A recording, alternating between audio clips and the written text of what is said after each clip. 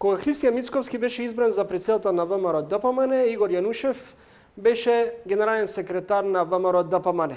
Но подоцна, поради наводни лични причини, се повлече од позицијата генсек на партијата. Во ова издание на Трилин соговорник е токму Игор Јанушев. Господин Јанушев, бевте тандем на почеток со Мицковски, потоа се повлековте од наводно лични причини.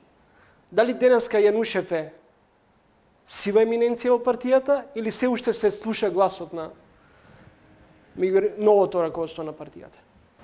Па, не би рекол дека е ни едното ни другото.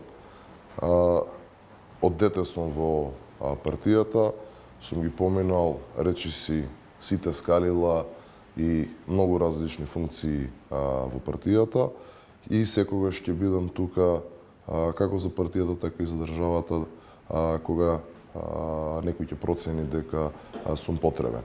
И во овој целиот период, од кога се повлеков од функцијата генерален секретар, секогаш кога имало потреба од извршување на било каква партиска задача, без разлика дали било тоа во избори или надвор во избори, без разлика дали било тоа, не знам, да се даде мислење, совет или било што друго, сум бил тука и секогаш и во иднина ќе остане така. Каде концепцијски се разединивте со Мицковски? Не сме се разединили никогаш со председателот Мицковски, нити концепцијски, нити на било кој друг начин. Во тој, вие велите наводно, јас само ќе ве демантирам дека не е наводно. Во тој период кога се повлеков пред се од фамилиарни причини, со сите работи кои што се случува во мојот приватен фамилиарен живот, така да сметам дека тоа што го направи во тој момент беше исправна и правилна одлука. Понекогаш вашите настапи во законодавниот дом се груби, можеби несмасни, некој ќе каже вулгарни. Па еве извоив еден цитат од ваш настап кај што велите: премиере Ковачевски, ќе си лежите сите до еден за предавство. Овде алудирате пред се на договорот со Бугарија. На сите предавства кои што ги направија, не само на договорите и предавствата на националните интереси, многу поголеми исто така предавства или барем исто толку големи предавства се и целиот криминал и корупција, како и неработењето и доведувањето на питачки стап на целокупниот македонски народ. Ако мислите на таа изјава, значи тука е се опфатено и стојам на тоа и сметам дека за се што имаат противзаконско и нелегално направено, дека треба и дека ќе одговараат сите до еден. Не ви се чини дека секоја гарнитура, било да вие кога сте биле на власт, било сега СДСМ и ДУИ кога се на власт, најавуваат силна борба против корупцијата и криминалот и сето тоа завршува или со застарување на случаите или со некаков помалку политички скриен дел меѓу власта и опозицијата. Токму затоа, баш токму затоа, во овие 30 години на независна Македонија, знам дека оваа фраза стана, можам слободно да кажам, на некој начин флоскула, бидејќи голем број политичари пред мене го имаат истото кажувано и да, во право сте дека на крајот се нема случаи, токму затоа сме доведени на ова ниво на живот, на животен стандард и на нефункционалност на државата. И доколку сакаме... Во овие 3 децении 15 години ВМРО ДПМН бил на власт, да речем. Точно, и истото го мислам и за периодот кога ВМРО ДПМН е било на власт. Тука не треба за тоа што доаѓаме од редовите на таа партија да се обидеме да амнестираме, бидејќи народот не е глупав и народот памти. И токму затоа сметам дека ова е буквално последната шанса каде што или ќе почнеме да градиме држава од темел онака како што треба да изградиме, или на крајот на денот, она што сум го кажал многу пати, многу луѓе го кажуваат буквално секојдневно, последниот кој што ќе замине да изгаси струјата. Опасни се игрите со етнички европски фронт кој го заговараат СДСМ и ДУИ со помалите албански партии со цел формирање на нова влада, ако апсолутен победник биде ВМРО ДПМН, а секако ќе биде.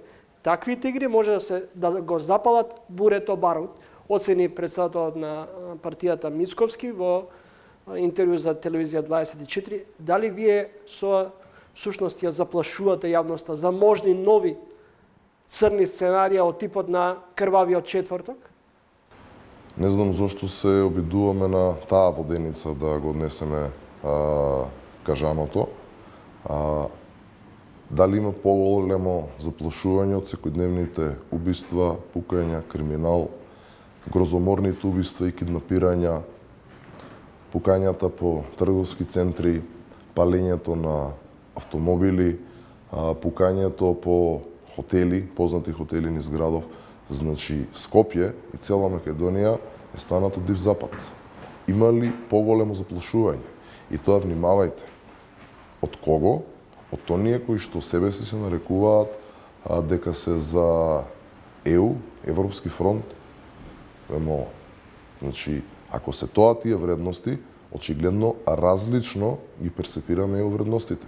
За нас не е ЕУ вредност да влезеш во контролна кула и да ги нападнеш контролорите додека обслужуваат 60 на авиони над македонското небо, од кој дел на полетување и слетување, и тоа во сложени временски услови. За нас не се европски вредности да се обидуваш да лажеш македонската јавност при најголемиот и најгрозоморниот настан со двојното убиство. За ВМРО ДПМН тие вредности не се европски вредности. Ако некој прави заплашување, токму овие настани се заплашување директно кон граѓаните. А ако некој изјави дека она што се обидуваат да го направат, само за да го на некој начин декласираат ВМРО ДПМН, и како може да стане сериозен проблем во државата. Затоа што во оваа држава има закон, има устав, има нешто што од минатото е останато како треба да функционираат работите. И ако ВМРО ДПМН а ќе биде победник апсолутен на следните избори за некој месец, ВМРО ДПМН е тој кој што ќе треба и ќе ја формира идната влада, и сметам дека сите овие обиди се само тоа, обиди за очајни, ќе додадам, за на некој начин да се обидат да го дисквалификуваат ВМРО ДПМН како партија која што не постои коалициски капацитет, што е тотално погрешно и неточно, и тоа сум сигурен дека го гледаат и препознаваат граѓаните. Впрочем, и на изборите 20-та и подоцна на локалните избори ВМРО ДПМН настапува со коалиција од 20 на партии. Така да прашањето за дали постои коалицијски капацитет кај ВМРО ДПМН е апсолутно депласирано. Ако ВМРО ДПМН немаше коалицијски капацитет, можеби немаше да има воопшто ниједна, или можеби ќе имаше 2-3 коалицијски партнери. Зборуваме за повеќе од 20 на коалицијски партнери во моментов и во минатото, кога најмногу ВМРО ДПМН беше стигматизирано за немање на коалицијски капацитет. Јанушев, што спречува ВМРО ДПМН со ставот дека се против уставни промени? Бугаризација или европеизација? Значи, испуштате еден клучен дел од нашите тези и тврдења, е дека одбиваме и никогаш нема да прифатиме уставни измени под бугарски диктат, односно уставни измени онакви какви што се предложени сега. Тоа е клучно прашање. Но ако дојде до евентуално промена, би гласале за уставни промени? Мислам дека ова е барем во последниве година и половина соопштено, не знам колку пати во јавноста, нормално дека доколку се успее да се дојде, а верувам дека може да се успее да се дојде, но за тоа треба да имаме квалитетен министер за надворешни работи и квалитетна дипломатија, она што во моментов го немаме, и со еден робусен и сестран пристап, дека можеме да дојдеме до достоинствено решение. Во однос на достоинствено решение и шансите за промена, например, на преговарачката рамка со ЕУ, идната недела во Скопје повторно доаѓа висок американски функционер, Обрајан во Скопје. Тој неодамна исто така беше во македонската метропола и тогаш порача дека ако оној кој не кажува, алудира, предпоставам, на ВМРО ДПМН, каква понуда би дал, не треба да купите ниту автомобил од оној кој не кажува јасно што е алтернативното решение? Моето прашање до вас е, имате ли конкретен план, еве ќе дојдете на власт? Како би постигнале подобра или поповолна позиција со Бугарија, ако ова што сега го имаме на маса е неприфатливо за вас? Не е главното прашање дали е неприфатливо за нас, туку главното прашање е дека тоа не е прифатливо за македонскиот народ. И тоа ќе се покаже на следните избори. А одговорот на конкретното прашање само што го дадов во претходниот одговор. Достоинствено решение, кој што нема да гази на она што е суштината на нас како македонски народ и како македонци, а како ќе се дојде тоа? Ќе се дојде преку паметна, робусна, сеопфатна дипломатска офанзива или дипломатска акција. Нешто што за жал во изминатите неколку години не го видовме. Кога сме кај дипломатската офанзива, како вие ја толкувате се позачестената посета на високи меѓународни партнери во земјата, како своевиден притисок врз вас, како партија говорам, да попуштите, да покажете поголема флексибилност, да ја прифатите пораката дека иако дојдете на власт, дека сепак треба да имате поголем сенс околу перспективата, европската перспектива на државата? Го поздравувам тоа што високите функционери доаѓаат.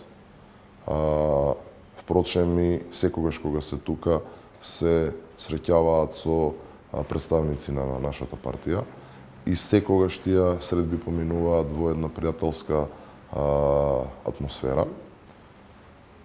Во однос на притисокот, јас лично нити сум имал, нити сум осетил, нити па сум добил информација дека било кој од овие, како што велите, високи представници на меѓународната заедница е направен кон било кој член или функционер на ВМРО ДПМН. Од друга страна, кога ме прашувате во однос на повторно можни решенија, значи, само да ве потсетам дека овој проблем е генериран токму со помош на овие кои што се сега на власт, тоа се СДС и ДУИ. Во минатото, во режимот, повторно ќе кажам, со сите своји негативности, ние овој проблем го немавме. Велите дека имате коалицијски капацитети, но во неколку ваши јавни настапи од ваши представници категорично тврдите дека никогаш не би правеле влада со ДУИ. Видете, ако зборуваме за возможното, знаеме дека едно од првите непишани правила во политиката е дека нема нешто што е невозможно. Во политиката нема затворени врати. Во политиката една врата се затвара, друга се отвара. Во политиката е секогаш се возможно и секогаш се зависи од даден момент и од политичките прилики кои што се случуваат во тој даден момент. Точно е тоа дека одредени функционери на ВМРО-ДПМН имаат дадено такви изјави, но јас она што лично го мислам е дека овој прав момент за тоа како ќе се одвиваат работите и кога навистина ќе видиме што е реално возможно, а што не, е кога на денот на изборите, на 8 мај ќе ги добиеме барем првичните резултати. Нели е помалку лицемерно да сте против Џафери, велите ќе гласате, односно нема да гласате за негов избор за премиер на пржинската влада, а немавте ништо против кога тој беше министер за одбрана во владата на Никола Груевски. Тогаш вие и тога бевте и висок функционер, се сеќавам. Не, јас во тоа време не бев висок функционер, барем не партиски, но тоа е апсолутно небитно. Мислам дека прашањето е соодветно на некој кој што тогаш го предложил или го гласал. Јас во тој момент нити сум бил во телата на одлучување на партијата, нити сум бил пратеник, нити сум го гласал, нити на било кој начин сум бил против или за. Ние она што сега го кажуваме како став на партијата е став на партијата во однос на денес, во однос на овие последни случувања. Што значи дека може да се промени ставот? Не, до сега не сме промениле ставот кој сме го соопштиле во јавноста. Само сакам да ви кажам дека зборувате за период од пред 10 и повеќе години. Така да кога некои други одлучувале, кога некои други гласале и така натаму и така натаму. Сега имаме друга ситуација. Сега сме 10 години по тоа, што многу работи се случило кои што влијаеле нормално на тоа ВМРО ДПМН да изгради став како што сме соопштиле во јавноста. На претходното моје прашање рековте дека сите опции се отворени во однос на коалицијските капацитети можни договарања. И јас лично така гледам на тоа. И сметам дека така треба да остане до крај. Дали тоа значи дека не исклучувате можноста од бугарско сценарио, слично како што тоа беше создавање на влада меѓу двете најголеми ривалски партии во Бугарија, меѓу Бојко Борисов и Кирил Петков? Видете, како што кажа, во политиката секогаш се е можно. Колку е тоа изводливо, барем во овој момент, како стојат сите работи, би рекол дека шансите се никакви, дека тоа може да се случи. Но да видиме како ќе се одвијат работите. Благодарам за издвоеното време. Благодарам на поканата.